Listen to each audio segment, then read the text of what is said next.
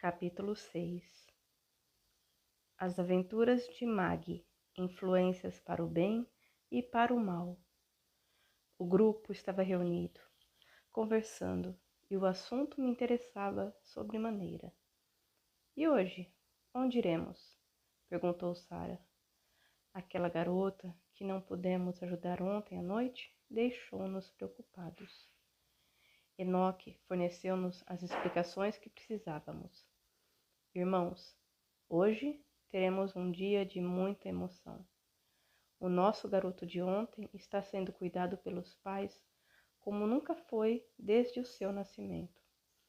A mãe, hoje, vai ficar sabendo do real estado do filho e vai dar valor à grande missão de rainha de um lar. Quanto à jovem que conseguiu escapar do namorado, que a convidava a entrar no mundo das sensações fictícias, colocamos a noite toda o seu velho avô a ajudá-la. Hoje ela está mais calma. Convido um de vocês a dar uma chegadinha até lá para vê-la. Sara olhou para mim e acrescentou: Vamos, Luiz. Não pensei duas vezes. No mais, ficou combinado que nos encontraríamos depois em determinado lugar onde naquela noite iria ocorrer uma verdadeira orgia. Dissemos um até logo e saímos.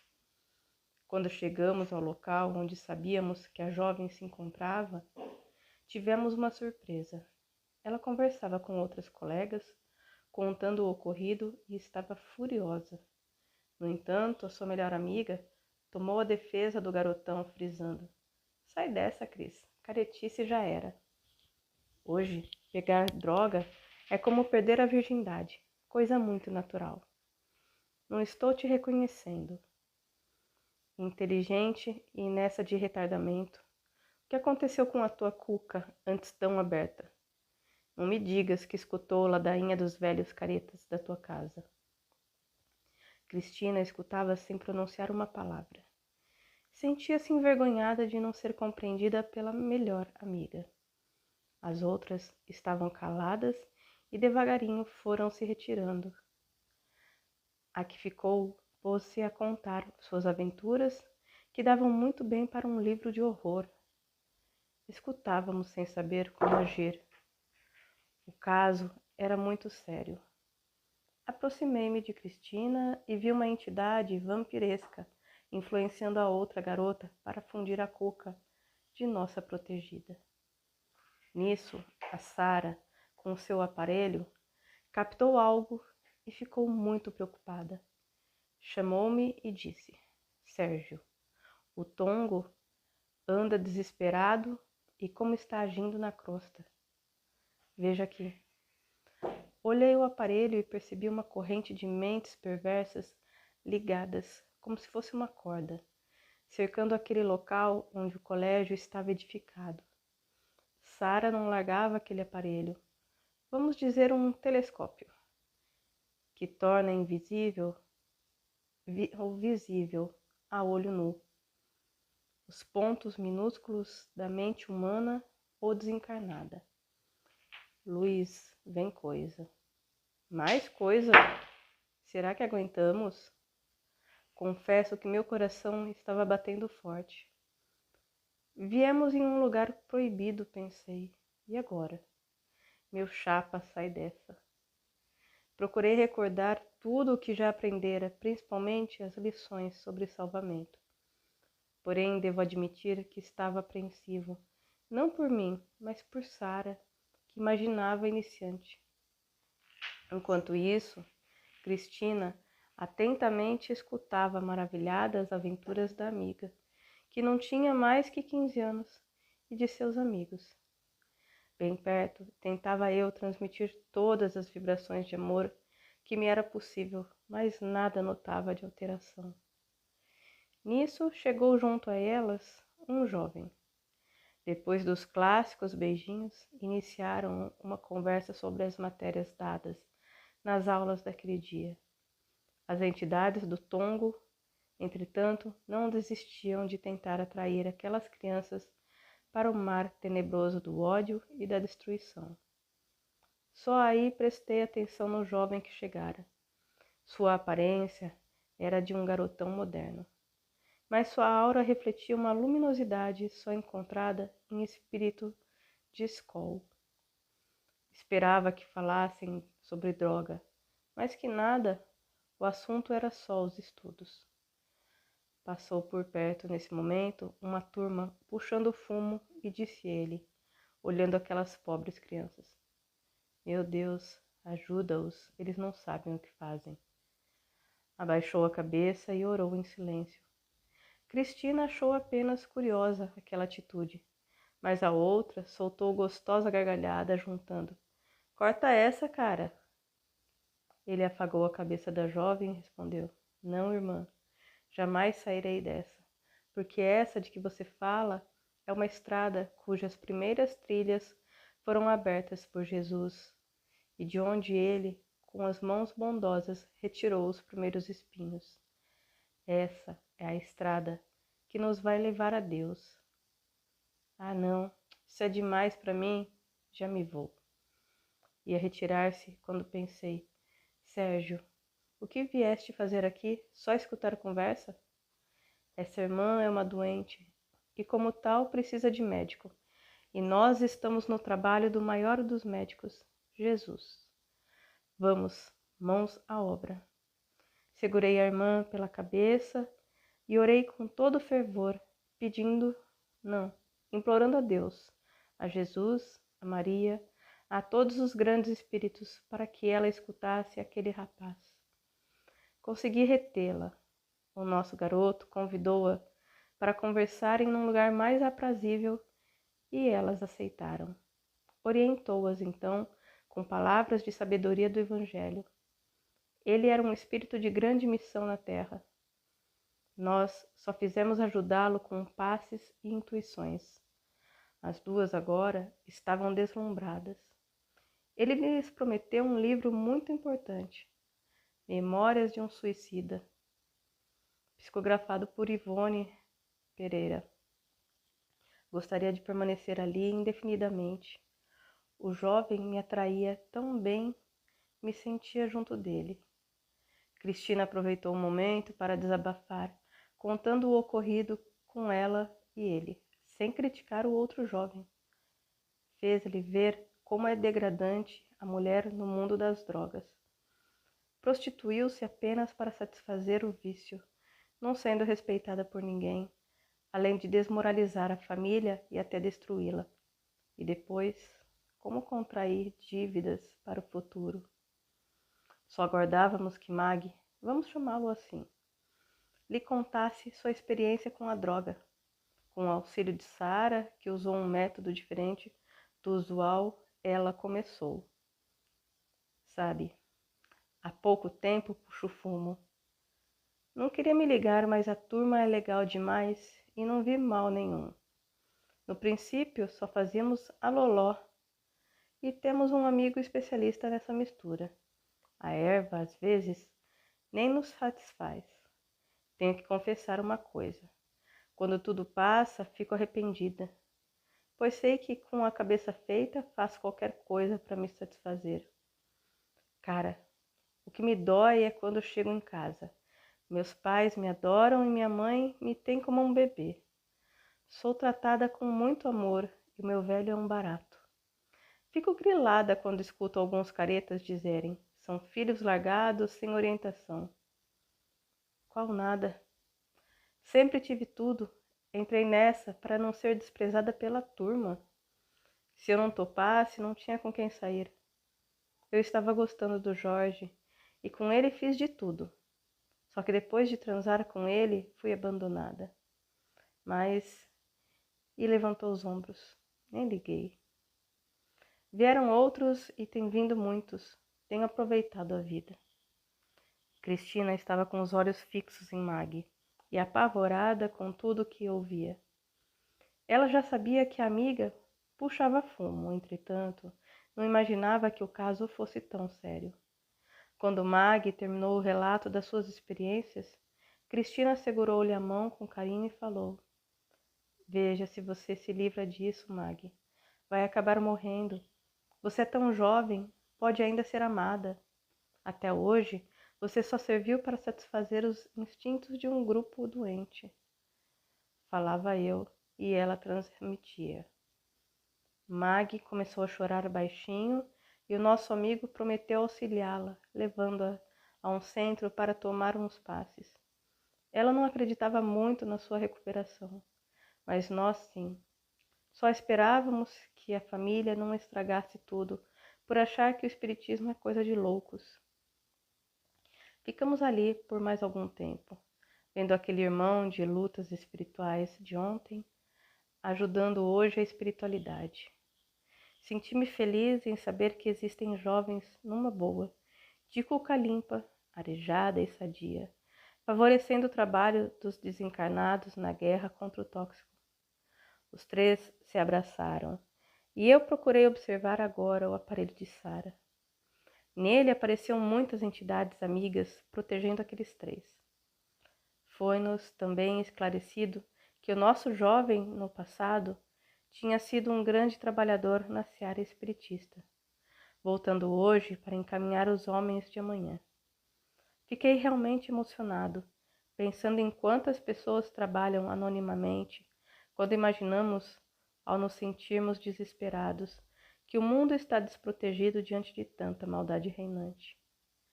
Será que a Cristina vai cair nessa, Sérgio? Perguntou-me Sara, enquanto guardava o aparelho. Não, com certeza, respondi. Por quê? Sabes alguma coisa a mais? Disse isso com um olhar admirado. Aquele espírito jovem não vai deixar o tongo judiar das ovelhas de Jesus. Deus te ouça, Sérgio. Se pudéssemos permanecer aqui, alertar os jovens, muitos deles estão em companhias cruéis, tentando levá-los à destruição. Como você explica tudo isso que está acontecendo na Terra? Irmã, atravessamos um tempo de grandes transições. É natural que tudo isso aconteça para a humanidade procurar novos rumos, educar-se. Eu sentia que Sara possuía um passado nobre, porque existia nela um mistério. Às vezes imaginava como sendo de outro planeta. Sou mesmo, Luiz, das estrelas. Só que não tenho brilho por ser ainda um espírito cheio de imperfeições. Rimos gostosamente e, muito contentes, íamos sair daquele colégio quando ouvimos alguém num choro convulsivo, desesperado. Era uma velha senhora. Aproximamo-nos e falamos quase juntos. O que aconteceu, irmã? Eita, como é óbvio, não nos escutou, mas percebemos que todo o seu salário tinha sido roubado. Ela era servente daquele estabelecimento. Como ia passar o mês? Dizia ela. Além de tudo, estava com medo de comunicar o fato, pois imaginava que o dinheiro roubado ia ser aplicado na compra de fumo. Olhei para Sara, esperando que usasse o aparelho. Ela fingiu não me compreender. Lembrando-me, então, que sou espírito desencarnado, procurei enxergar a cena e vi três jovens praticando o roubo. E agora, seu Sérgio, que fazer? Pensei. A Sara consolava a velha senhora, que tremia com medo dos alunos rebeldes. Eles lhe tinham deixado um bilhete ameaçando-a. Saí dali apressado, com vontade de aplicar um corretivo naquelas crianças que estavam a brincar com coisas sérias e com o sentimento dos outros. Tirar de alguém que ganha tão pouco, trabalhando para comer, quando eles tudo possuem, infelizmente, nada os contenta. Encontrei o chefe. O dinheiro estava ainda intacto. Chegando junto dele, me transferi, conseguindo como que me fundir ao seu perispírito para sacudi-lo através de vibrações boas e assim poder ajudá-lo a tornar amoroso o seu coração. Ele disse aos colegas que o acompanhavam: caras, estou zonzo, zonzo. Meu coração está batendo forte. Não sei o que tenho. Sinto vontade de chorar. Estou me sentindo podre, pensando por que fiz aquilo.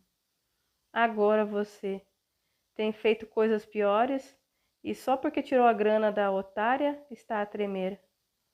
Eu vibrava, cada vez mais, colocando-me a sua aura, e ele se sentia mal mesmo. Levantou-se de um salto, correu e chegou perto da senhora, jogando dinheiro. Dona Maria, alguém lhe mandou isso. Quando eu me desprendi dele, comecei a raciocinar e a indagar-me se tinha agido corretamente. — Que fizeste, Sérgio? Inquiriu-me Sara. Contei-lhe. Isso é muito perigoso, e não sei se o caso requeria tal medida. Deus queira que não tenhamos agido impulsivamente. Não sei não, Sara. Só que a servente não vai passar fome por causa da brincadeira daquelas crianças. A pobre mulher, já com o dinheiro, pensava em comprar um maço de velas para apagar as promessas e jogava beijos para o ar agradecida. Afaguei aqueles cabelos grisalhos com muito carinho e ela, delicadamente, acariciou-me sem o saber. Dali, fomos para o centro. Lá chegando, dirigi-me ao salão, que estava vazio, e fiquei a orar, pedindo perdão a Deus, se agia apressadamente. Vi estar sorrindo alguém que me ajudou muito nas minhas primeiras aulas. Alguém de minha família. Corri para ele, abraçando-o. Como vai, querido? Vovô, não ando muito bem. A minha pressa às vezes me atrapalha. Hoje fiz algo que acho que não foi muito correto, e só podemos fazê-lo quando não vemos a solução mais fácil. É como pular de paraquedas sem necessidade, apenas com medo do painel do avião dizendo, não fume. Ele sorriu e me disse, hoje estou também na crosta para trabalhar, só que em outro centro. Vim aqui para vê-lo e estou contente por encontrá-lo bem integrado nessa boa equipe de obreiros. Agora, filho, lembre-se sempre que ajudar muitas vezes não é como pensamos. Precisamos colocar a razão à frente de tudo e de todos. Você é um garoto muito amoroso, mas esforce-se para ser amoroso equilibradamente. Beijei-lhe as mãos e agradeci a Deus pelo grande amigo que me outorgou. Ainda conversamos muito sobre casos de família e senti que nada o preocupava. No momento, a grande preocupação se chamava Luiz Sérgio. Ele sempre sorrindo explicou. Eles estão vestidos com a roupa carnal e muitas coisas lhes são perdoadas pela cadeia do momento.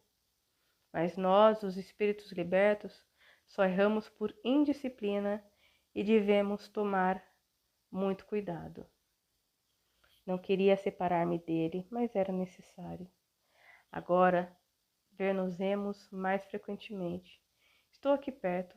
Abraçamo-nos carinhosamente e ele se retirou, belo e querido. E assim, fiquei a orar, lembrando-me de tia Ernestina, que há muito não via desde os meus primeiros dias na pátria espiritual. Capítulo 7. O plantio é livre, mas a colheita é obrigatória. Festa da perdição. Só percebi que Enoque estava ao meu lado quando perguntou: garoto durão, como foram as aventuras nas florestas bravias? E foi sentando em frente a mim, em posição de lótus, esperando que eu lhe respondesse. Fitei o nosso amigo oriental com carinho e fui narrando o acontecido. A minha apreensão ao ver aquela pobre senhora ser lesada por garotos fúteis e abastados, só por desejarem brincadeiras mais fortes. E por que não usou a ligação das mentes? Para tal, não precisamos forçar ninguém. Reconheço que na hora me esqueci. Sei que errei e peço desculpas. Luiz, os espíritos como nós, que se propõem a ajudar o próximo, devem fazer tudo para respeitá-lo. Os encargos que nós recebemos não nos dão o direito de intervir no livre-arbítrio de ninguém. Quando isso tenta ocorrer com você, ligue-se ao alto e peça auxílio. Nós somos trabalhadores do Senhor.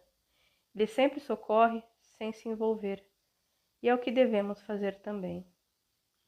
Enoque e os outros espíritos que trabalham para os encarnados, tudo fazendo por eles, isso é certo? Um jardim é composto de várias qualidades de plantas. Todas elas foram criadas por Deus, umas em sua plenitude, outras apenas germinando, mas mesmo assim o jardim é belo. Não devemos ficar indagando porque Deus permite que a urtiga cresça junto a outras plantas e os insetos caminhem sobre as flores. Irmão, não podemos desejar que no jardim só desabrochem belas flores, nem desprezar os insetos, porque também são úteis. Se alguns espíritos desejam ajudar os encarnados, esquecidos do livre-arbítrio, nós devemos respeitá-los, pois necessário se faz que eles assim hajam. Mas apiedemo-nos dos que abusam e não respeitam um espírito, seja encarnado ou desencarnado. As dívidas serão aumentadas. E como? O plantio é livre, mas a colheita desses irmãos será mais que obrigatória. E como diz o Evangelho, sentirão o ranger de dentes, pois a consciência irá acusá-los de um dia terem encontrado a fonte cristalina do Espírito e por comodismo, não sabendo saciar a sede das águas da verdade, afundaram-se em práticas estranhas. De um salto, levantou-se, mudando de assunto. Vamos hoje a um lugar que necessitamos ver, para dar graças a Deus por termos chegado onde estamos. Retirou-se e eu permaneci onde estava, a orar. Íamos descansar depois, mas o nosso amigo havia dito que precisávamos sair, e ordem é ordem, mesmo quando nos é transmitida com palavras suaves e amorosas. Carlos entrou de mansinho, sem querer perturbar-me. Senti vontade de abraçá-lo pelas lições de bondade e de equilíbrio que me oferece. Ele representa muito em minha vida, disse-lhe. Obrigado, amigão, por ter-me como companheiro. Sérgio, Jesus, quando veio à Terra, nos deixou a grande lição de humildade ao dizer aos filhos de José que o procuravam: quem são meus irmãos? Quem é minha mãe? Ele quis nos ofertar a bandeira da fraternidade, dizendo que irmãos são aqueles que se respeitam e se amam, que nós só vamos dar valor a Deus no dia em que nossos corações estiverem unidos em uma só harmonia. A fraternidade tem o grande afeto por você. Muito emocionados dali, nos retiramos, abraçados, encontrando Samita à porta do centro, acompanhada do Sadu. Os 4 mosqueteiros voltarão a atacar, brincou Sadu. Temos um grande trabalho hoje. Enoque vai nos levar a uma casa. Não sabemos ainda onde é, mas pelo preparo dos aparelhos podemos imaginar que vai ser quente. Pensei em Karina, Sara e Enoque, mas Samita leu os meus pensamentos. Frade, somos os 4 mosqueteiros e não os 7. Mosqueteiros ou fofoqueiros? Indagou Carlos a rir.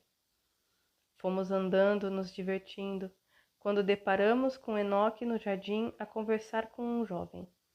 Estava bem alegre, pois ria expondo os alvos dentes. O espírito que não envelhece, a eterna criança que se apresenta como um jovem oriental de 19 anos, mas nas horas de testemunho possui uma experiência de 300 anos. Aproximou-se de nós e falou em tom jocoso. Onde vou ficar? Sou o 5º fofoqueiro e não posso afastar-me da brincadeira. Diante de tanta jovialidade que servia para nos relaxar, pressentimos que o trabalho ia ser sério e iria requerer de todos uma grande dose de paciência e dedicação. Depois ficamos em silêncio e Enoque fez a prece. Senhor Jesus, mestre de bondade, flor que desabrochou no lar de Maria, fazendo-se criança frágil e necessitada de carinho de mãe para aurir forças, a fim de auxiliar a humanidade faminta de amor. Querido Jesus, hoje encontramos na terra ainda flores sem perfume, mas espíritos necessitados de tua proteção. Amado Mestre, esperamos de ti que nos perdoe os erros de ontem, permitindo que consigamos evitar que os vícios destruam a juventude e a família. Mestre, aqui nos encontramos espíritos carentes, oferecendo nossas mãos para arar na sua seara, fazendo nela o que nos ensinastes através do exemplo de amor a Deus e a todos nós, quando levantastes paralíticos, quando deste luz aos cegos, quando ajudastes os coxos e os estrupiados. Hoje, Jesus, pedimos-te, dá-nos forças para o trabalho e que este se multiplique em muitos outros pelo exemplo que demonstraremos como teus seguidores. Assim seja. Quando Enoque findou a prece, notamos que seus olhos estavam marejados. Saindo dali, chegamos a um local retirado da cidade, onde a música alucinante fazia mal aos ouvidos. A minha surpresa foi tão grande que arregalei os olhos, procurando me convencer que não estava no umbral da espiritualidade. Só percebendo que era a terra, pelas entidades coladas aos jovens encarnados, aspirando junto a eles as mais estranhas misturas. Tive que fazer força para não me desequilibrar. Ali era o inferno mesmo. Jovens meninas com fisionomia de bebês, exploradas em excesso pelo uso dos tóxicos. Irmãos, ninguém poderá imaginar uma cena dessas. Apenas aqueles que já a presenciaram. Desprezando o aconchego de seus lares, ali se encontravam eles expostos ao vento e ao frio, completamente despidos em verdadeira orgia. O inferno da droga. Estava atônito. Logo chegaram os aparelhos e do alto desceu uma massa fluídica que os isolou imediatamente daquela pesada atmosfera. Foi criado ali um mini laboratório, ou melhor, pronto-socorro. Sadu e os outros médicos iniciaram o trabalho de assistência e de fabricação de remédios. Aqueles aparelhos moderníssimos que no futuro serão trazidos para a Terra como grandes descobertas científicas, estavam em funcionamento ali na mata. Várias injeções foram preparadas por Samhita, que as indicou para mim e Enoque, esclarecendo. Vão aplicando naqueles que se encontram em pior estado. Alguns deles, com mais uma dose de tóxico, desencarnarão, e Deus deseja que todos sejam salvos. Muitos jovens jaziam no chão como verdadeiros trapos humanos. Os falsos amigos abandonam os fracos, como eles os chamam sem dar atenção ao estado em que se encontram. Cheguei-me a um para ministrar o remédio. Estava babando, a língua crescida. Segurei seu pulso e constatei que ele estava muito mal. Quando pensei em chamar Samhita, ela já se encontrava junto a mim. Conseguimos fazê-lo deitar-se. Sua aparência indicava não ter mais que 16 anos. Começou a roncar. Samhita massageou-lhe o coração, tirou do bolso uma pequena pílula e a introduziu sob a língua do menino, que mesmo assim piorava.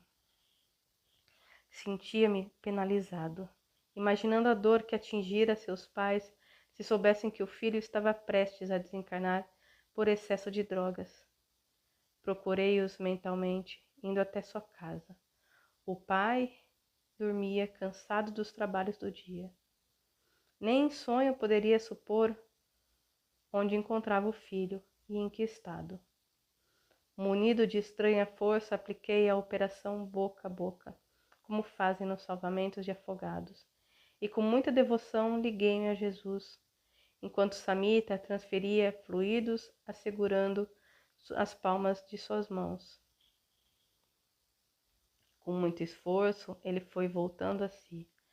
Pálido, tonto, levantou-se. Nós o amparamos, levando-o aonde ele desejava ir. Chegou perto de um companheiro, que também estava doidão, pedindo ajuda para voltar à sua casa, mas o outro vociferou. Seu Maricas, Não aguenta mesmo nada, hein? Toma mais essa. É da pesada, oferta da casa. Fiquei gelado. Meu coração se apertou e pensei, é agora que o garoto desencarna. Sua pulsação estava fraquíssima e se ingerisse outra dose, não haveria como salvá-lo. Nesse momento, percebi uma luz na testa do menino e ele, como um autômato, dirigiu-se a um carro que se encontrava aberto. Atirou-se no assento, procurando repousar, dando-nos a oportunidade de atendê-lo melhor. Assim passamos quase a noite toda. Às 4 horas da manhã, eles começaram a se retirar, cada um levando consigo um desencarnado, viciado como eles. Existem os canecos vivos, que se embriagam sustentando os desencarnados, e esses irmãozinhos insaciáveis sustentam não só os viciados em álcool, como também em tóxico. Não conseguia divisar Enoque, onde se havia metido ele. Nisso Sadu nos chamou, pois um pouco afastado dali, alguém gritava desesperadamente. Correndo de um lado para o outro, uma jovem escondia-se de árvore em árvore. Nós unimos as mãos em oração sentida para ver se conseguíamos salvá-la, porque 10 rapazes endoidecidos estavam procurando praticar uma curra. Acompanhava-os uma legião de espíritos vampirescos. A garota gritava, mas ninguém a escutava. A música alucinante encobria-lhe a voz. Samita e Sadu trocaram rápidas impressões e logo unimos nossas forças para tirar a jovem daquela situação deprimente. Quase nos materializamos. Os 10 saíram correndo apavorados, pois chegamos a nos tornar visíveis. Só assim eles a soltaram. Os obsessores também fugiram, sabendo que os missionários de Jesus estavam ali para ajudar. A mocinha, com susto, desmaiara e estava sendo atendida pelos nossos médicos. Tínhamos de procurar algum jovem de bons instintos para cuidar dela. Ouvimos depois contarem aos outros que os marcianos chegaram e salvaram a garota, no que eram levados a sério pelos amigos. Pensavam que já se achavam doidos demais e riam zombando deles. Enoque, já presente, nos propôs: vamos pregar-lhe agora mais uma peça, que talvez lhe sirva de lição. E aproximando-se da turma, falou para ser ouvido. Jesus volta à terra para tirar a juventude do erro. Quando demos conta, estavam todos correndo, gritando apavorados. Um deles conseguiu articular arfando: nunca mais me drogo, que alucinação besta é essa? As outras são mansas, agora com Jesus, a barra é pesada para se aguentar. Ninguém mais queria ficar sozinho. Procuramos tirar da mente deles tudo o que presenciaram. Enoque nos sugeriu: vamos deixar uma pequena lembrança, e muitos deles jamais voltarão a drogar-se, como fizeram hoje. Seguindo à nossa frente, firmavamente, junto a cada um, os jovens comentavam: Virgem, que arrepio estou sentindo. Não me encontro nada bem, vamos embora. Vou para casa descansar.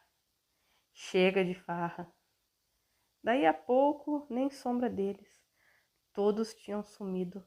Fiquei pensando, quantas vezes na carne, quando sabemos que alguém foi salvo de algum perigo, dizemos, salvou-se por milagre. E o milagre naquela noite acontecera através dos trabalhadores da falange franciscana dos irmãos descalços. Voltamos para olhar os outros que haviam ficado. Tudo chegava ao fim, muitos acordando da viagem. A garota que havíamos socorrido procurou a companhia que a trouxera e sentiu uma revolta interior. Notamos que uma jovem senhora desencarnada a amparava e soubemos que era sua mãe. Podíamos ficar despreocupados com ela, pois estava agora em boa companhia. Terminava a festa da droga. Olhamos os homens e as mulheres de amanhã, os responsáveis pela educação da família e pelo progresso da pátria. Fitamos o alto, esperando uma resposta. tivemos a certeza de que a geração do terceiro milênio será sadia e feliz. Pensei na doutrina espírita que elucida os jovens, orientando-os, levando-os ao trabalho em prol do seu semelhante, enquanto via os garotos retardatários retirando-se e o nosso pequeno posto de socorro também. Samita completou meu pensamento. Sérgio, não podemos culpá-los. São bons meninos, apenas vivem uma liberdade que não sabem usar. Os pais acham que o melhor para os filhos é o conforto e se esforçam nesse sentido. Nada necessitando conquistar, essas crianças acham a vida monótona, afundando-se então em aventuras. Nesse caso, Samita, e os pobres? Porque alguns ficam sem comer nem comprar o baseado. Os jovens pobres sonham em igualar-se aos mais abastados. É assim que pensam ser respeitados e tratados como iguais. É autoafirmação. Pedimos a Deus que tudo venha a se acalmar para o bem de todos nós. Só nos retiramos quando o dono daquele lugar saiu, não sem antes fazer desaparecer alguns objetos utilizados, testemunha das tristes cenas. Chegamos de volta ao centro. Nunca desejei tanto esquecer o que havia presenciado. O Tongo mantém na crosta uma filial à altura da do Vale dos Picos, existente na espiritualidade, um inferno terrível comandado por mentes pervertidas e gananciosas. Passamos pelo auditório e nos reunimos para orar. Era pelo que o nosso espírito mais ansiava. Fui o escolhido para proferir a prece e assim fiz a rogativa. Deus, Pai de bondade, perdoai-lhes, eles não sabem o que fazem. Pediu Jesus há quase 2000 anos e até hoje não sabemos que os atos errados nos ferem e nos destroem. Quando a terra veio, Jesus ensinou a cada um de nós o respeito para com o próximo. E isso só iremos entender quando soubermos respeitar a nós mesmos. Pai, Jesus também disse que nem tudo poderia ser dito e que o Consolador viria tudo esclarecer, pois mais adultos nos encontraria. Hoje, Senhor, recordamos a parábola de Jesus. Ele nos disse que o mal é o que sai pela boca e não o que entra. Não compreendendo essas palavras, muitos envenenam o corpo carnal. Senhor meu Deus, perdoai-lhes pela blasfêmia. Jesus quis se referir aos alimentos e às más palavras. Jamais o Mestre nos aconselhou a ingerir venenos que mutilam o corpo fluídico e retardam nossa evolução. Ele quis nos dizer que o que entra pela boca só faz mal a nós mesmos, que o veneno nos torna suicidas e o suicida geme e chora no vale das sombras. O que sai da boca faz mal ao próximo, pois se o nosso corpo celeste se encontra repleto de impurezas, como poderemos oferecer algo de útil aos semelhantes? Ajude-nos, Pai de bondade, fazendo-nos entender as parábolas do Mestre Jesus, o professor maior que veio à Terra nos ensinar o amor. Após a prece, os nossos amigos, orando baixinho, foram se retirando um a um, ficando Carlos e eu, conversando e analisando o ocorrido. Carlos, estou pasmado com o que vimos. A inocência está acabando. Como os jovens estão usando mal a vida. O que é isso, meu Deus? Sérgio, o problema é tão sério que a colônia dos Miosotis, ontem apenas um posto de primeiros socorros, hoje é um dos maiores hospitais escola com cientistas de outros planetas, procurando diminuir o alastramento do veneno. Às vezes choro de tristeza por constatar o atrofiamento das células em um dependente do tóxico. Quantas vezes durante o sono deles unimos-nos para tentar socorrê-los, mas eles fogem, não desejando a cura. As famílias ainda não despertaram para o perigo em que vivem os filhos. Jovens, crianças que, para poderem conquistar o respeito dos colegas, entram nesse lodaçal e se afundam cada vez mais. Antes de nos encontrarmos para esse trabalho, fizemos um curso de primeiros socorros e em um dos maiores centros científicos da espiritualidade. Como médicos, precisávamos usar o veneno para melhor saber debelá-lo, e com ele fizemos várias pesquisas. Notamos que os doentes dependentes sentem vontade de largá-lo, mas poucos o conseguem porque a droga destrói o equilíbrio, afetando o sistema nervoso. Todas as vezes que o viciado faz menção de largar o vício, o organismo se rebela contra ele. É um círculo vicioso de difícil compreensão. Só a fé pode salvar. Fortalecendo-se através da prece, o dependente encontra coragem para lutar contra as mentes desencarnadas que sempre comandam qualquer vício, desde a simples maledicência. Esse trabalho é muito bonito. Para poder executá-lo é necessário que se possua uma conduta exemplar. Temos que nos encontrar sempre de coração puro e munidos de grande força de vontade, para não desistir nas horas em que vamos presenciando as dores e o desespero. Escutara com todo o respeito as palavras do jovem e querido médico. Notei que o desabafo estava carregado de uma grande tristeza, e que não só eu ficara chocado com as cenas da noite passada. Ninguém melhor do que ele para saber como médico o demônio que vem a ser a droga. Sérgio, vamos descansar, convidou-me, e abraçados caminhamos para o alojamento.